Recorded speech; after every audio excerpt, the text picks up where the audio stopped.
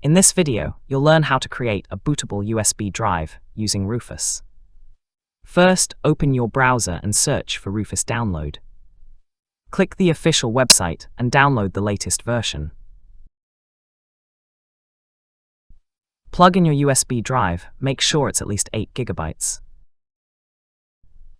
Now open Rufus, it doesn't need installation. Under Boot Selection, click Select and choose your Windows ISO file. Leave the default settings, partition scheme, as GPT and target system, as UEFI. Click Start and confirm to erase data. Wait a few minutes until the status bar shows ready. That's it, your USB is now bootable and ready to install Windows. Thanks for watching, subscribe for more smart fixes and tech tools.